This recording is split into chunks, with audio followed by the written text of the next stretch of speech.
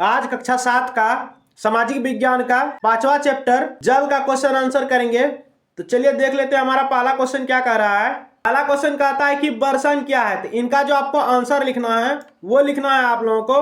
अब जल वाष्प संघनित होकर बादल का रूप ले लेती है तो नमी वर्षा हिम अथवा ओला के रूप में धरती या समुद्र पर गिरती है, इसे ही बर्षण कहते हैं। यही आपको लिखना है इस क्वेश्चन में। अब अगला अगर क्वेश्चन देखें, क्वेश्चन है हमारा जल चक्र क्या है। इनका आप लोगों को आंसर लिखना है। जिस प्रक्रम में जल लगातार अपने स्वरूप को बदलते रहता है और महासागरों वायुमंडल एवं धरती के बीच चक्कर लगातार रहता है उसे जल चक्र कहते हैं। ग नंबर क्वेश्चन का रहा लहर की ऊंचाई प्रभावित करने वाले कारक कौन से हैं। तो आप लोगों को आंसर में लिखना पड़ेगा लहरों की ऊंचाई को प्रभावित करने वाले मुख्य कारक निम्नलिखित है। पहला जो आपका हो जाएगा वो पवन की गति हो जाएगा, दूसरा आपका भूकंप या ज्वालामुखी उद्गार समुद्र हो जाएगा, इसके बाद तीसरा आपका समय होगा जो लहर की ऊंचाई को प्रभावित करने वाले कारक हैं। घ नंबर क्वेश्चन में है महासागरीय जल की गति को प्रभावित करने वाले कारक कौन से हैं। तो उत्तर होगा आपका महासागरीय जल की गति को प्रभावित करने वाले कारक निम्नलिखित है। पहला आपका जो होगा वो सूर्य और चंद्रमा का जो है गुरुत्वाकर्षण बल जो ज्वार भाटा के लिए जो है कि उत्तरदायी है। इसके बाद दूसरा है आपका प्रचलित पवन। इसके बाद यदि आप तीसरा देखें तो आपका तापमान में अंतर है यहाँ पे, ठीक है। और अगर चौथा देखें आप लोग तो यहाँ पे जल के खारेपन यानी कि लवणता में अंतर। इसके बाद आपका आ जाता है पृथ्वी का घूर्णन गति। ये सब जो है आपको इस क्वेश्चन के आंसर में लिखना पड़ेगा। इसके बाद 4 नंबर अगर क्वेश्चन देखें, 4 नंबर क्वेश्चन कहता है कि ज्वार भाटा क्या है तथा यह कैसे उत्पन्न होते हैं। तो आंसर में लिखना है आप लोगों को दिन में 2 बार नियम से महासागरीय जल का उठना एवं गिरना ज्वार भाटा कहलाता है। इनका उत्पत्ति कैसे होता है तो वो आपका होगा सूर्य एवं चंद्रमा की गतिशील गुरुत्वाकर्षण बल के कारण पृथ्वी की सतह पर ज्वार भाटा आते हैं। 6 नंबर क्वेश्चन कहता है कि महासागरीय धाराएं क्या हैं। तो आप लोगों को आंसर में लिखना पड़ेगा महासागरीय धाराएं निश्चित दिशा में महासागरीय सतह पर नियमित रूप से बहने वाली जल की धाराएं होती है। ये गर्म या ठंडा हो सकता है, समझ गए। 2 नंबर में कहता है कारण बताने के लिए क्वेश्चन कहता है समुद्र जल नमकीन क्यों होता है। तो आप लोगों को आंसर में लिखना पड़ेगा समुद्र के जल में भारी मात्रा में घुले हुए नमक यानी कि सोडियम क्लोराइड की मौजूदगी के कारण जो है यह नमक यानी कि यह जो पानी होता है समुद्र का वो आपको नमकीन जो है कि प्रतीत होता है, समझ गए। इसके बाद आगे अगर देखें, आगे क्वेश्चन है ख नंबर कहता है कि जल की गुणवत्ता का ह्रास हो रहा है। मतलब जल की गुणवत्ता का ह्रास किस किस कारणों से होता है उनका आंसर लिखना है। तो हम यहाँ पे लिखेंगे जल की गुणवत्ता का ह्रास यानी कि कमी होने के जो मुख्य कारण है वो है आपका बहुत सारे कारण है जो कि हम नीचे में लिख रहे हैं, इसलिए यहाँ पे निम्नलिखित लिखे हुए हैं।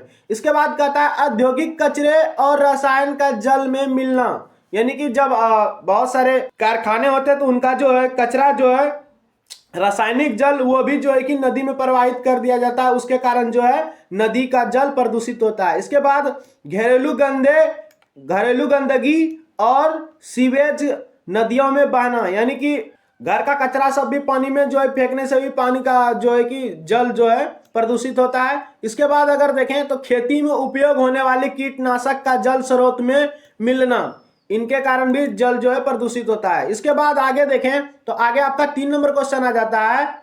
यहाँ 3 नंबर में आपको जो है कि सही उत्तर पर चिन्हित करने के लिए कह रहा है। तो अगर आप पहला क्वेश्चन पढ़ें तो कहता है वह प्रक्रम जिसमें जल लगातार अपने स्वरूप को बदलता रहता है और महासागर वायुमंडल स्थल के बीच चक्कर लगाता है उसको क्या कहते हैं। यहाँ पे आपको 3 जो है कि ऑप्शन दिया गया होगा जल चक्र ज्वार भाटा महासागरीय धाराएं। तो आपका जो आंसर होगा वो होगा आपका जल चक्र आंसर हो जाएगा। आप लोगों को जल चक्र में सही का निशान लगा लेना है। और आगे देखें तो यहाँ कहता है कि सामान्यतः गर्म महासागरीय धाराएं उत्पन्न होती हैं। तो आपका ये किसका कारण जो गर्म महासागरीय धाराएं उत्पन्न होगी तो वो भूमध्य रेखा के निकट जो है कि यह घटना घटित होता है। तो आपको भूमध्य रेखा के निकट में सही का निशान लगा लेना है। आपका ख नंबर क्वेश्चन हो गया। आप देखेंगे ग नंबर क्वेश्चन। क नंबर क्वेश्चन कहता है दिन में 2 बार नियम से महासागरीय जल का उठना एवं गिरना क्या कहलाता है। ये अभी भी जो है कि कुछ देर पहले हम पढ़े थे, ज्वार भाटा कहलाता है। तो आपको ज्वार भाटा में सही का निशान लगाना पड़ेगा ग नंबर में। क्वेश्चन कहता है निम्नलिखित स्तंभों को मिलान करके सही जोड़ा बनाने के लिए। तो यहाँ देखिए कैस्पियन सागर को आपको जो है विशालतम झील से मिलाना होगा। इसके बाद ज्वार भाटा को जो है आपको जल में आवधिक चढ़ाव उतार को जो है कि आपको मिलाना पड़ेगा ज्वार भाटा से। यानी कि क नंबर को 1 नंबर से मिला दीजिएगा, ख नंबर को 2 नंबर से, ग नंबर को आपको 3 नंबर से मिलाना है। सुनामी जो है वो तीव्र भूकंप के तरंग होती है जो कि सागर के तली में होता है। सागर के तली में होने वाली कंपन को ही सुनामी कहते हैं। तो ग नंबर को आपको 3 नंबर से मिला देना है। इसके बाद महासागरीय धाराएं जो घ नंबर है इसको आपको 4 नंबर में मिलाना पड़ेगा। निश्चित मार्ग में प्रवाहित होने वाली जल धाराएं महासागरीय धाराएं कहलाते हैं, इसलिए समझ गए। इसके बाद अगर आगे देखें, आगे जो है हमारा 5 नंबर क्वेश्चन आ जाता है जासूस बनिए से। इसमें जो है कि आपको जो है ये सारा क्वेश्चन दिया गया है, इसको पढ़ना है और इससे जो है कि एक नदी का नाम निकालना है। तो देखिए यहाँ पे एग्जाम्पल के तौर पे आपको थोड़ा समझा दे रहे हैं, इसके बाद इसका आंसर हम नीचे में दे दिए हैं, ठीक है। एग्जाम्पल में कहता है Mandira, Vijaya Lakshmi and Surinder are my best friend.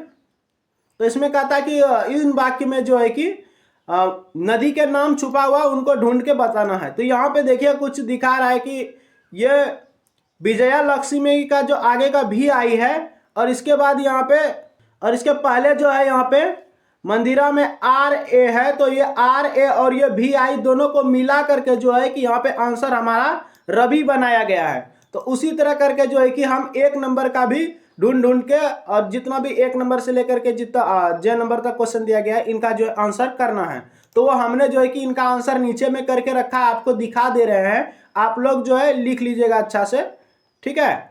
यहाँ देखिए यहाँ पे अंग्रेजी वाक्य में छिपी नदियों के नाम जो है कि हम नीचे लिखे हुए हैं और थोड़ा ऊपर कर दे रहे हैं। ये रहा 1 नंबर से लेकर के जे नंबर तक जितने भी क्वेश्चन है इस जासूस बनिए में, इन सारा क्वेश्चन का जवाब हम यहाँ पे दे दिए हैं।